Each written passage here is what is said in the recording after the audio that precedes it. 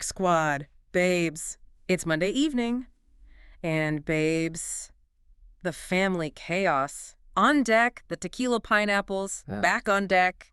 And babes, the vibes, chaotic, and we're here to spiral. Oh, we are spiraling hard today because right off the top, we need to discuss something. Yeah. Because there is news just, floating around in unexpected land. Apparently, Hunter's dad has filed for custody. Spiral. I am hyperventilating. We need to unpack this immediately because the entire internet is shaking right now. Definitely shaking. And honestly, I have never felt such a profound sense of relief in my entire life watching reality television. Like, let's be clear, we support this fully. 100%. We are stripping away the reality TV editing today and looking at the cold, hard mechanics of the dysfunction playing out on our screens. Yes, because, babes, imagine you are sitting on your couch watching this show week after week, and you are watching a literal middle schooler be treated like a 35-year-old husband. Right. It's unhinged. It is. You are watching him be put in these wildly inappropriate, completely unsupervised situations. I have been physically sick over it. Like, Hunter is 13. 13 years old. He was 12 when this baby was conceived. My heart just breaks for him on a cellular level. He is a child who has been thrust into a lifetime of trauma, and his own mother has seemingly just handed him over to Phelan's chaotic RV compound. Which is exactly why Casey Hunter's dad stepping in is so massive. Let's break down exactly what is happening with this lawsuit, because the legal documents dropped and the level of legal strategy happening right now is honestly fascinating. Tell me everything. I need the breakdown. So Casey has officially filed a lawsuit in Arkansas court. And he is not just going after custody of his own 13-year-old son, Hunter. Wait, there's more. Oh, yeah. He is suing Chris and Phelan Bella's parents for full legal physical custody of infant Wes. Full custody. Wait, I just need to scream this from the rooftops and take a massive sip of this tequila pineapple. Someone is finally stepping up. A literal adult has entered the chat. And if we look at the filings, his legal strategy here is completely ruthless, but logically, it is brilliant. How so? Because demanding full custody of an infant from a maternal grandmother seems highly risky. Like, could a judge look at that aggressive filing and see Casey as the unreasonable one? That is a completely fair question. In a normal family dynamic, yes. But you have to look at what he is establishing. In family court, getting full physical custody of a grandchild from the maternal grandparents is an incredibly steep uphill battle. Right. The court usually favors the mom's side or the status quo. Exactly. So analytically, Casey is likely doing what lawyers call swinging wide. By demanding full custody right out of the gate, he is setting himself up to negotiate down to a rock-solid 50-50 split. Oh, wow. Okay, that is smart. It is a tactical masterclass. Right now, Phelan and Chris are holding that baby hostage to control Hunter. The filings specifically allege that Phelan and Chris are restricting Hunter from spending time with his own son, unless it's at their house. Which is just so manipulative, they are using an infant as a pawn. Exactly. Casey has already secured a temporary order restricting Hunter from doing sleepovers at Bella's. So Phelan says, well, if you don't come over to our house, unsupervised, you don't see your son. Ugh, she is so toxic. So Casey, filing for full custody of Wes, completely strips Phelan of her ability to use that infant as a bargaining chip. He's forcing the court to look at Phelan's gatekeeping. And the allegations in this lawsuit. Biggs, the tea is piping hot. But the craziest part is that it is entirely based on what Phelan and Chris have proudly broadcast on national television. They handed him the evidence on a silver platter. Literally, imagine you were Casey, sitting at home, turning on TLC, and watching another family supply your 13-year-old son with a shower caddy to go bathe with their teenage daughter. It's all public record. The shower scene, the on-air conversations where Bella is openly discussing anal sex in front of her parents. It feels like grooming. I'm sorry, I'm going to say the word that everyone on Reddit is screaming. It is grooming. You have Phelan and Chris actively encouraging a 12 and 14-year-old to play house. And Casey points all of this out. He alleges that Bella's parents actively track Hunter's cell phone location, that they let him skip school, and that they allow completely mature, hypersexualized social media posts. Why do you need to know where your teenage daughter's middle school boyfriend is at all times? It's sick. Because it's not about safety. It is about pure, unfiltered control. Phelan is building an enmeshed ecosystem where these kids are dependent on her for everything: housing, childcare, fame. Yep. She wants to be the matriarch of this little teen pregnancy cult. And Casey is saying to the judge, look at the television screen. The Vaughn home lacks appropriate supervision. They're exploiting these children for a storyline, and I am the only stable adult willing to put a boundary in place. I just hope the judge has a Discovery Plus subscription. Just roll the tape. Bring a projector into the courtroom. But okay, speaking of family chaos, I have to pivot because my co-host has something to share. Oh boy, here we go. Pause. Jay signed up for 23andMe. Because why not? Curiosity, mystery, delusion. There was a match. Pause. Spiral. Okay, yes, full spiral. I am currently living in my own personal reality television show, and I need you to hold my hand through this. I am already holding it. Tell the Snark Squad everything. So a few weeks ago, I had a few tequila pineapples of my own. I was feeling spontaneous, and I ordered a 23andMe kit. As one does on a Tuesday. Right. I'm just spitting in a tube, sending it off to a lab, thinking I'm going to find out I'm like 3% European royalty or have a genetic predisposition to liking bitter vegetables. Which you would absolutely make your entire personality. You would buy a tiny crown. Obviously. I was ready to rebrand entirely. But instead of an ethnicity estimate, I get a notification, a DNA match, a very close DNA match. Oh my God. And suddenly, the analytical part of my brain is short-circuiting, because the odds of matching with a fourth or fifth cousin you don't know are one thing. But we are talking about a massive amount of centimorgans here. Wait, what is a centimorgan? Break that down. It's a unit of genetic measurement. The higher the number of shared centimorgans, the closer the biological relationship. And the amount of shared DNA this notification showed me, it is dangerously close to immediate secret family territory. Stop it. I'm serious. We are talking half-sibling or aunt or uncle levels of shared genetics. I am immediately invested. My jaw is on the floor. I have already planned the outfits for the reunion. I am imagining long-lost twins. I am imagining a secret sibling from a scandalous, sweeping affair in the late 80s involving a trench coat and a rainy train station. See, this is where our personalities completely diverge. You are ready to dive headfirst into a Hallmark movie, and I am highly cautious. Have you messaged them? Who is it? No, I haven't messaged them. I am staring at the screen, looking at the centimorgans, and breaking down the statistical probability of it being a half-sibling versus a completely unknown aunt. You have to message them. Let's be honest. We are hesitant to meet them. And also to tell our moms. Pause, because baby, both of our moms. Narcissist. Oh, 100%. And this would become a whole situation. Oh my God, an absolute world-ending situation. Think about the psychology of a narcissistic parent. If I found out I had a secret sibling and I brought it up to my mother, She would lose it. she would immediately make it about how the stress of this revelation is giving her a migraine. She would completely center herself. Exactly. She would go on a multi-paragraph Facebook rant, vaguely alluding to betrayal, complete with those deeply passive-aggressive minion memes. Yes. The generational drama would explode. Narcissists hate secrets that they don't control. If there's a secret family member, it means there is a narrative out there that my mom hasn't meticulously curated. Totally. It shatters the illusion. She would somehow spin it to be a personal attack on her parenting or a tragedy that she has had to endure. We're talking about opening Pandora's box of family secrets, and the emotional fallout could be nuclear. Okay, true. But jokingly, we want a rich relative. Like, babe, send us a wealthy aunt. A mysterious inheritance from someone who made a fortune in early tech and has no heirs. We are ready. I am so ready for that specific scenario. BUT, what if they're a criminal? Pause. Spiral. That is the logical next step. Yeah. You are assuming they live in a chateau in France. What if this person is currently incarcerated? Oh my gosh, wait. What if they are a grifter who sees my Spotify premium subscription and thinks I'm a lucrative target? You spit in a tube, and suddenly you are legally and biologically linked to a potential felon. I'm going to ask you a serious question, and I want a completely honest answer. Okay, play it on me. If you found out this match was a literal white-collar criminal, like a massive embezzler who just did 10 years in federal prison but has incredible stories, would you still meet them? Absolutely not. Are you kidding me? The liability, the boundaries. Yeah. I value my safety, my peace of mind, and my credit score way too much to invite that kind of chaos into my life. See, I would. I absolutely would. For the plot, for the deep dive material, we could do a whole true crime spin-off. You are unhinged. I just have this deep emotional longing for connection.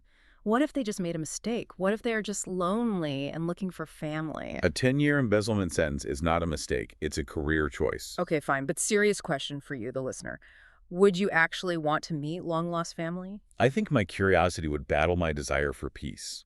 Ultimately, the logical breakdown tells me that bringing a completely unknown variable into a family dynamic that is already, let's call it fragile, is a recipe for total disaster. I just can't handle the unknown. It would eat me alive not to click send message. The disruption just isn't worth the mystery. When you introduce new DNA into an old system, the system usually rejects it or explodes. Well, that brings me to the conspiracy corner. We have to go there. Is 23andMe's sole purpose to collect our DNA? Yes. Oh, here we go. Put on the tinfoil hats. Think about it. I am suspicious. You are literally paying a massive corporation to take your foundational genetic blueprint. You are paying them for the privilege of handing over your biological source code. I mean, when you phrase it like that, They have a database of millions and millions of people. What are they doing with it? Government tracking vibes. Cloning. Are they selling our biological data to the highest bidder? I am paranoid. We are voluntarily building the matrix, and we are paying $99 to do it. okay, I am highly skeptical of the full-blown cloning conspiracies, Oh. but I am deeply intrigued by the data mining implications. Yeah, you agree. If you read the terms of service, which no one does, the language around anonymized data is incredibly murky. We know big tech sells behavioral data. Why wouldn't big bio sell genetic data to pharmaceutical companies or insurance conglomerates? Oh, that is terrifying. Imagine a future where your life insurance premium goes up because a relative you've never met spit in a tube and revealed a genetic marker for heart disease. Stop. Stop it right now. Full spiral. It is a massive privacy issue that we're just blindly opting into because we want to know if we have the gene that makes cilantro taste like soap. Wow. Okay, this actually brings us to a fascinating question about biological entitlement. Just because you share DNA with someone, does that give you the right to their life, their time, or their child? Oh, brilliant transition. Thank you. We see this exact psychological entitlement playing out right now in reality television. So pour the tequila pineapple, because this brings us straight into the messy, unfiltered, utterly chaotic Season 7, Episode 9 of Unexpected. Yes. This episode requires a heavy buzz to process. We have over 35 minutes of pure TLC delusion to unpack today, and I am ready to unleash every single snarky, analytical thought I had while watching. Let's start with Theme 1, generational narcissism. Specifically, Mia, Jesse, and then narcissist mom, Nicole. Buckle up. The situation is this. Mia finally goes in for her C-section. Baby Oakley Ray is born 6 pounds 20 inches, absolutely beautiful. But the glaring, horrific headline here is that Nicole, Mia's mother, completely dips out and misses the entire birth of her grandchild. The shade I have for Nicole cannot be contained within the English language. Let her have it. Let's look at the lead-up. This woman pitched an absolute fit for weeks about needing to be in the delivery room.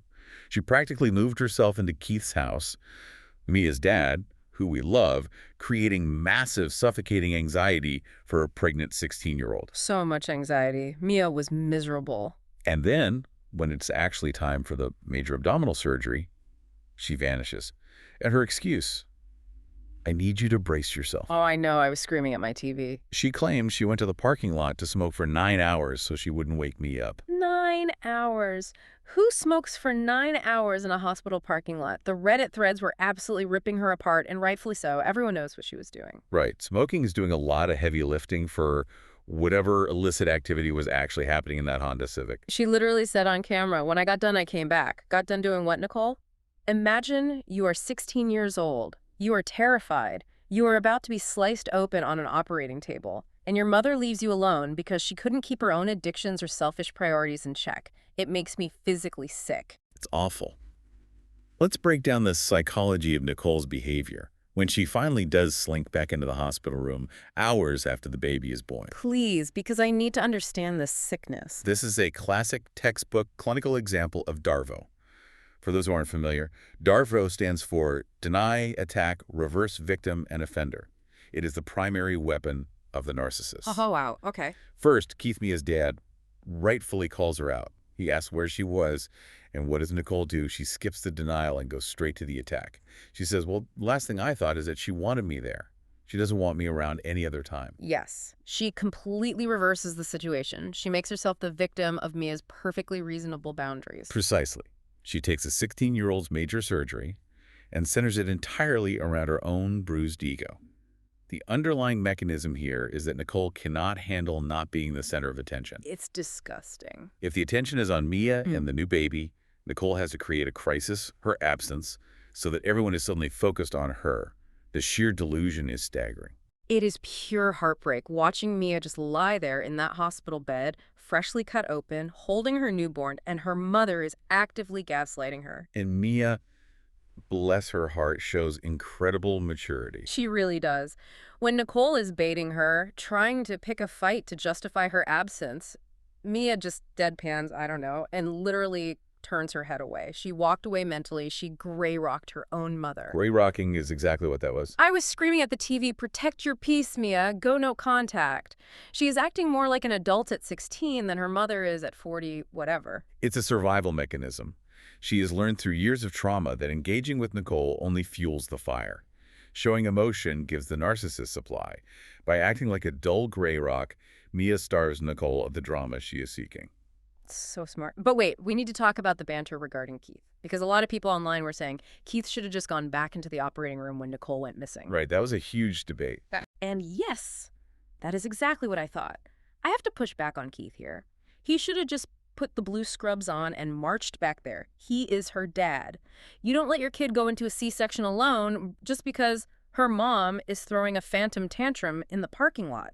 He dropped the ball. See, I have to challenge you on that. Really? How can you defend that? I think Keith read the room perfectly, and we have to view this through the lens of surviving a toxic co-parent. We have to remember the context of the waiting room. Mia was already incredibly stressed out about Nicole's reaction to everything. That's true. She was crying about it earlier. Right before they took her back, Keith offered to go, and Mia specifically said, "No, let's just wait, Mom will be mad." Mia knew, and Keith knew, that if she woke up from surgery and Keith had stolen Nicole's spot in the operating room, Nicole would have made the next 6 months of Mia's postpartum life a living hell. Keith knew that Nicole's looming toxic wrath was stressing Mia out more than the surgery itself. He made a highly calculated, heartbreaking decision to buffer the chaos. He took the hit so Mia wouldn't have to pay for it later. Ugh, I hate how much sense that makes. You are right. The fear of Nicole's wrath is a physical presence in that family. It truly is. But before we move on, I have to throw a little shade at Jesse. We love Jesse. He's sweet. He's trying. But babes, he was bobbling that newborn's head like a volleyball. It was terrifying. The baby's head was just rolling around on his axis. I was clenching every muscle in my body, watching him hold Oakley. Someone support the neck. But I will give him genuine praise for trying to support Mia emotionally. Yeah. He looked like he was about to cry when Nicole was attacking Mia. He clearly triggered by Nicole's behavior, probably because he recognizes the signs of instability from his own childhood experiences. He stood by Mia's bed like a bodyguard. He did. Okay, moving on to theme 2. The weaponization of incompetence. Specifically, Isabella, Bryce, and the delusional grandparents. Oh, this storyline. Babes, let me set the scene. Isabella is 2 weeks post-breakup with Bryce. She is heading into the hospital for her induction. And Bryce's grandparents, Nan, also known as Sue, and Papa, are relentlessly texting Isabella's mom, Tasha, demanding that Bryce be allowed at the hospital. I need to completely annihilate Bryce and his entire family tree right now. The audacity of these people is boundless. Tell them. First of all, let's establish the context of Bryce. Bryce is a violent deadbeat who hit Isabella. This is documented. He has contributed nothing financially, emotionally, or physically. Nothing. And the most pathetic part, he doesn't even have the spine to text Tosh himself. He is letting his elderly grandmother fight his battles for him while he probably sits on a soiled couch playing video games. This is the ultimate weaponization of incompetence. He acts so incapable that his family rushes in to do his dirty work. And Papa hollering at the camera in his confessional interviews, Bryce wants to be part of his daughter's life. Sir, then where is he? He is literally absent. Nowhere to be found. And Nan Sue, acting like the ultimate victim, they literally said on national television that they were dealing with witches. Because a mother, Tasha, is protecting her pregnant teenage daughter from an abusive ex-boyfriend. The psychology of the enabler is fascinating here. Why do Sue and Papa defend a violent teenager? Because if they admit Bryce is a monster, it reflects poorly on their own legacy and their own parenting. Oh, that is so true. It's about their ego. To protect their ego, they have to make Isabella and Tasha the villains. The best analogy I can make for Bryce's grandparents is that they're acting like high-priced PR spin doctors for a D-list celebrity embroiled in a scandal. Yes. They're out here releasing statements via text, demanding access, spinning the false narrative that Isabella is keeping Bryce away maliciously, while their actual client, Bryce, is literally asleep at the wheel, doing absolutely nothing to improve himself. Let's read the actual text exchange because it's reality TV gold. Sue texts Tasha and asks if Bryce can come to the hospital to see the baby. Tasha, who is an absolute queen and the mother we all need, replies, "Try it, you will be removed." Iconic. Sue, immediately playing the victim, says, "Y'all are so hateful. Isabella has grown too. Let her make her own decisions. Quit controlling her every move." Sick, sick. The projection in that text is blinding. Sue calling Tasha controlling while actively trying to control who is in the delivery room. And Tasha's response, "Babes, I paused the TV, put down my drink, and cheered at the screen. Tasha says she's fixing to whoop Sue's old ass and get a restraining order." I was screaming. "Better get the bail money, Tasha, because we are riding at dawn. I will contribute to the GoFundMe for Tasha's legal fees." It's incredibly cathartic to watch someone absolutely refuse to play the enablers game. Tasha shut down the PR spin immediately with the threat of legal and physical boundaries. It is entirely pathetic on Bryce's end. Okay, let's pivot to theme 3, the boundaries of parenting. This is where we talk about Amya, Jose, and Mama G Misty. The absolute MVP of the season, without question. Yes.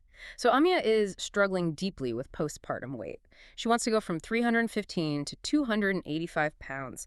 She had that heartbreaking, incredibly vulnerable moment where she was too embarrassed to ride a go-kart with Jose because she realized she couldn't fit in the seat. That was hard to watch. So she decides to take action. She goes to the gym with a personal trainer, Carolina. And babes, Amya shows up to the gym, gets on the treadmill, wearing Crocs and jean shorts. The Crocs and jean shorts on the treadmill sent me into a different dimension. The lack of ankle support alone. I was stressed for her knees. But we have to look past the footwear and praise Mama G. Misty is providing the most realistic, supportive, grounded parenting we have seen on this network in perhaps its entire history. Agreed. Let's look at how she handles Amya's vulnerability. When Amya is crying about the go-kart, she asks her mom if she's ever been too big for a ride. And Misty doesn't flinch. She just bluntly says yes because I'm fat. I love that so much. It is profound in its simplicity. She doesn't sugarcoat it. She doesn't offer toxic positivity like, "Oh, honey, you're beautiful at any size. The go-kart is wrong." She just validates Amya's lived experience with brutal honesty and humor. She normalizes the shame so Amya can process it. And she fully supports Amya's fitness goals so she can fit into her hoochie mama clothes for the summer. We love a supportive hoochie mama goal. Absolutely. But I do have to throw some serious shade at Jose here. Amya is feeling terrible about the go-kart, and Jose acts like a moody, petulant teen storming off because she wouldn't ride it with him. He makes her insecurity entirely about his ruined afternoon. Typical. And then he brings a massive box of donuts home from work while she is actively trying to stick to a new diet. See, I will ruthlessly mock Jose here. I am diagnosing him as a dietary saboteur. That's a detour. This goes deep into adolescent male psychology. He wants Amya to stay exactly where she is physically and emotionally because it makes him comfortable. If she loses weight, if she gains confidence, he subconsciously fears she will outgrow him. Oh, that's dark. Bringing donuts to a woman who just cried about not fitting in a go-kart isn't a mistake. It is emotional terrorism. Yeah. It is the crab in a bucket mentality. Yeah. He is pulling her back down so he doesn't have to level up. Okay, I have to push back on that. You are giving a teenage boy way too much credit for psychological warfare. I am going to defend Jose slightly. Good luck with that. I don't think he is a malicious saboteur operating a master plan. I think he genuinely loves Amya, and to him, the weight truly doesn't matter, so he fundamentally doesn't understand why it matters so much to her. Ignorance isn't an excuse. But he just wanted to ride the go-kart with his girlfriend, and bringing donuts is his juvenile, clumsy way of trying to make her happy, to bring things back to normal after a fight. He just doesn't possess the emotional intelligence yet to understand how triggering that is. Fair point. The frontal lobe isn't fully developed.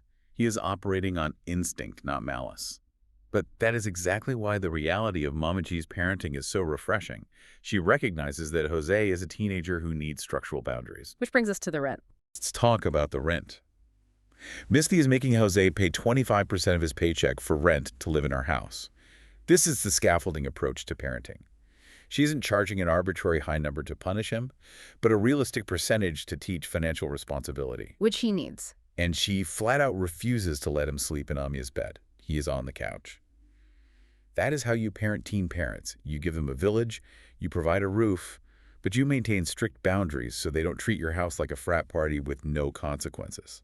Speaking of a frat party, theme 4, The exploitation of minors. This is Bella, Hunter, and the pregnancy scare. I need to take a massive sip of this tequila before we start because my blood pressure is rising just thinking about this. The timeline here is the most crucial, horrifying element. Bella, who is 15 years old, is literally 2 weeks postpartum from a major C-section. 2 weeks, and she's terrified she is pregnant again. It is vile. The scene where she is walking through the fluorescent lights of the pharmacy, buying a pregnancy test, while physically pushing 2-week-old infant Wes in a stroller, the optics are so dark it feels dystopian. It really does. And then we get the conversations with Phelan, Bella's mother. I want to rip into Phelan so badly. Phelan is actively laughing, giggling, and smirking with her teenage daughter about them raw dogging. She is literally doing condom inventory checks. It is the most disturbing dynamic on television right now. Phelan asks how many condoms they have left, and Bella casually mentions Hunter used 3 the night before. And Phelan just laughs. There is no horror, no intervention. And we absolutely have to discuss the disgust of that pregnancy test scene in the kitchen. Oh my God, the Tupperware. I gagged. Bella peed into a clear plastic Tupperware container and left it sitting on the kitchen counter. And the pee was dark, dark amber yellow. The dehydration. The lack of basic hygiene, leaving a tub of dark yellow urine next to where you prepare food, it is utterly foul. Have some decorum. It's foul, yes, but it points to a much deeper, more systemic issue within that household. Yeah. You are horrified by the kids, right? You are asking why a 13-year-old and a 15-year-old are having sex at all. Exactly. He is a 13-year-old boy. Why are they not separated? Put them in different rooms. Put an alarm on the door. Take away the keys. It is not that hard to stop a literal middle schooler from having sex in your own house. I have to push back hard on blaming the kids here. You cannot look at Bella and Hunter as independent actors making adult choices. Yeah. Bella is a brainwashed victim of Phelan's weird, glorified brothel of an RV compound. Glorified brothel. Let's look at the sociology of reality TV families. In that house, teen pregnancy isn't treated as a crisis to be avoided. It is treated as a fun lifestyle choice. More importantly, it is treated as content. It is treated as currency. That makes me so sick to my stomach. Bella has been groomed by her environment to believe that her worth is tied to keeping this boy happy, and that being a teen mom is a personality trait that gets you camera time. The Reddit theories are completely valid here. Phelan is exploiting Hunter and grooming this entire situation for TLC fame. Bella doesn't know any better because the adult who is supposed to protect her is the one buying the pregnancy tests, providing the Tupperware, and laughing about it on the couch. Wow. It is so sinister when you put it like that. Phelan is literally incentivized by the reality TV economy to keep her daughter in a cycle of chaos, which brings us perfectly into segment 1, parent or problem. We need to focus on who is actually looking out for these kids and who is making everything worse. Let's call it out clearly. Starting with the parents. The real MVPs of this deeply flawed universe. Yeah. Number 1, Casey, Hunter's dad. He is a parent, a real-time hero. Absolute parent. Give that man a medal. As we discussed, he is utilizing the legal system, filing for custody, demanding boundaries, refusing to film, and actively trying to pull his son and grandson out of the circus. Next, Mama G, Misty, parent. She is loving but incredibly firm. She is teaching financial responsibility, supporting healthy hoochie mama goals, and enforcing boundaries without being cruel to her daughter or Jose. And Keith, Mia's dad, mostly a parent. He is quietly supportive and doing his absolute best to buffer the chaotic hurricane that is Nicole. Now let's look at the problems, and there are many. Phelan and Chris. Massive, glaring problem. You're letting a 13-year-old boy and a 15-year-old girl shower together. You are letting them sleep together. You are literally monitoring their sex life, doing inventory on their condoms instead of stopping it. It's unbelievable. And you are tracking a child's location on his phone to control his movements. It is sick, and it is a massive failure of guardianship. Nicole, Mia's mom. Problem. She is toxic. She is narcissistic. She missed her teenage daughter's major medical event to go engage in illicit activities in a parking lot for 9 hours and then came upstairs and weaponized Darvo to play the victim. And finally, Sue and Pawpaw, Bryce's grandparents. Problem. You are enabling a violent, deadbeat teenager trying to force access to a victim and acting like you are the ones being persecuted by witches. Pack it up, Sue. Lose Tasha's number. Which leads us to segment 2, most questionable decision. Now, there were dozens in this episode, but we have to pick the absolute worst and break it down to its core. The selection is obvious. It is Phelan allowing the condom inventory conversation and giggling about raw dogging with her daughter, who is literally 2 weeks out of a major abdominal surgery. The breakdown of this from a parenting perspective is just astounding. Phelan looks at the camera in her confessional and says, I don't think there's anything we can do to prevent them from having sex. It's an insane thing to say. The sheer audacious absurdity of this statement. Let's examine the facts. You own the RV. You control the doors. You dictate who enters the property. You literally help them pack a plastic shower caddy to bathe together. To throw your hands up and pretend you are powerless against a 13-year-old boy is the most legally and morally bankrupt defense I have ever heard. You aren't powerless, Phelan. You are complicit. It makes me want to scream into a pillow. Bella is freshly out of a C-section. Have you ever had major surgery? Her uterus is literally a healing wound.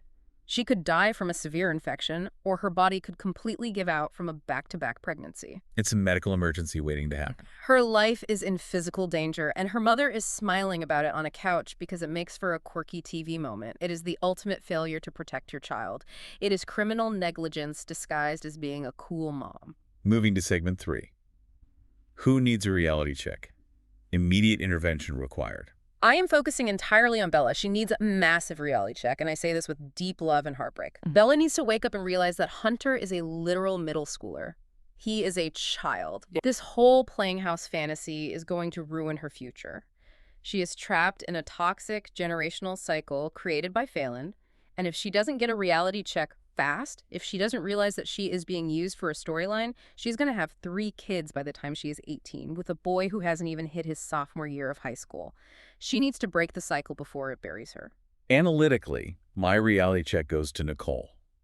Nicole needs a severe reality check that the world does not revolve around her addiction, her fragile ego, and her constant draining need to be the center of attention. Good luck getting her to see that. If she doesn't wake up and see the damage she is causing, Mia is going to go full no contact. The psychology here is transparent. Nicole uses her absence as a weapon. She vanishes so that Mia has to chase her for approval, to beg her to care. It's so sick. It is a sick, twisted power dynamic, and the reality check Nicole desperately needs is that Mia is realizing she doesn't need to play the game anymore. Mia is learning to gray rock, and soon she won't even be a rock. She will just be gone. Okay, final segment. Segment 4. Would you handle this better? We have to be honest with ourselves, look deep inward. In their position, would you actually do better, or would you spiral and do the exact same thing? Scenario 1. You catch your 15-year-old daughter with a 13-year-old boy in your house. I reject Phelan's "we are powerless" logic completely. Total lockdown. Immediately. Total authoritarian lockdown. My dad would have put a deadbolt on the outside of the door and chased that 13-year-old down the street with a high-pressure garden hose. Oh, absolutely. We are physically separating them. There is no, we can't stop them. Yes, you can. You are the parent. You pay the mortgage. You take away the phones. You lock the doors. You supervise every single second. If they want to see each other, it's under fluorescent lights at the kitchen table while I stare at them. Exactly. You disrupt the environment that allows the behavior. Scenario 2. Having your own family drama exposed on a TLC show. Okay, here is the messy, uncomfortable truth. If TLC cameras were following us around, if there was a producer in the corner asking me leading questions, we would absolutely spiral. Oh, we'd be a mess. We would be drinking tequila pineapples on camera, fighting with the producers, and giving the most unhinged, dramatic confessional interviews imaginable. We would be excellent top-tier reality TV. We would lean into the chaos entirely. Reality TV completely warps your brain, and we would absolutely fall victim to the producer manipulation. We would probably start drama just for screen time. Sad but true. However, I firmly state, as a baseline moral code, we would never sell out a child's physical safety or mental well-being for a storyline. We would be messy, petty adults arguing over who drank the last of the tequila, but we wouldn't sacrifice a 13-year-old's future to get renewed for season 8. Never. We draw a hard line at exploiting minors for a paycheck. Let the adults ruin their own lives. Well, babes, family chaos, custody drama, DNA spirals, tequila energy. We have covered it all. We have spiraled completely, and now we have to ask you, the Snark Squad. Would you take a DNA test? Would you meet a long-lost relative? And Biggs, do you think we're about to uncover a whole new family? Before we go, chew on this. If 23andMe really is just a front for a massive genetic database, what happens when they sell that anonymized data to reality TV producers? Wait, what?